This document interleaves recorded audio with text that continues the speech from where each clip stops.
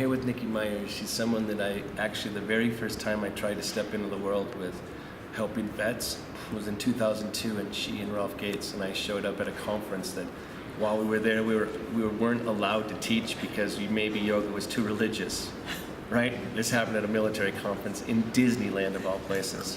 So I've known her a long time. She's one of the most amazing activists and yoga teachers that I know. She has a really important program called Y12SR, Yoga 12-Step Recovery. Yeah. And she's pioneering the work of mind-body awareness in yoga in relationship to helping people work with addictions. Right? So Nikki, I just want to ask you a quick question. Okay. At some point, maybe you're a little girl, maybe who knows when, I don't know when, you kind of knew on some level that you cared about the world, right? Yeah. And a little bit of story so people can hear that everything starts with a personal thing. And it could be not one thing, but a whole bunch of things. Or, pardon me, like a story, but I'm telling you probably have a lot of them, so just pick one. Yeah. You know, the one that comes to mind first was when I first went to treatment for my own drug addiction.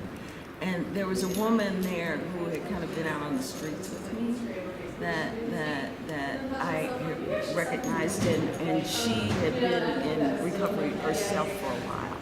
And she looked good, she was wonderful, things had changed for her. And she looked at me and saw where I was at that point, and she looked me in the eye basically and said, "You can do this. You can do this." And I believed her. And from Isn't it funny when you finally hear the line's simple, but the impact is like, yeah, I know that. I believed her, and she's been just a phenomenal influence in my life. And those 3 words made me know that not only did I care about myself and that I could care about myself, that there was something bigger involved in that it was way beyond me. That meant not just me, but like we were talking about, we and world. Right. And it just got bigger and bigger and bigger. That is awesome. And then the other just quick question, which is so big it's ridiculous, but pick whatever snippet you want. I love this. Yeah, and is what role has the body played for you in what you're doing with yoga, but also with the 12-step recovery? Yep. It has truly been a thing with me. Part of the theme of the program is the issues live in the tissues. And until there was this cognitive and somatic marriage, if you will, and the recognition that really it is all the same. There is no separation. And until that was dealt with, then there were things that were so repressed at such a level that it was impossible for me to have a sustainable platform for addiction recovery. That I had to do with the body. I had to be in my body. I had to release things that were held in my body, and come home again to my body. Because for so long, the last place I wanted to be was here.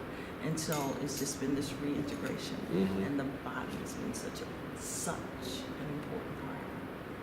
So Nikki and I, we have this lunch, and she tells me that I need to change my wardrobe, that my sweaters are tired, and I need to be a little bit more pizzazz. But in the same lunch, she lays out some stuff about the insights in the 12-step program that I'm actually still processing. The wisdom there in that program, and that she's doing it into yoga and using yoga to help people see the steps, is literally miraculous, I believe, for addiction recovery. So this is one of the ones. I love it. And please, more time together. We have to figure it out. I know, we do. We do. We really do. You come in it's amazing in the last however many And years. the next time that I see you, I'm going to buy you a sweater, just to give you an example of what I should be.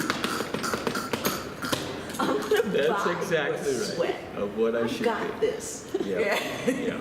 All right. Oh, I love you so much. Mm. Thank you.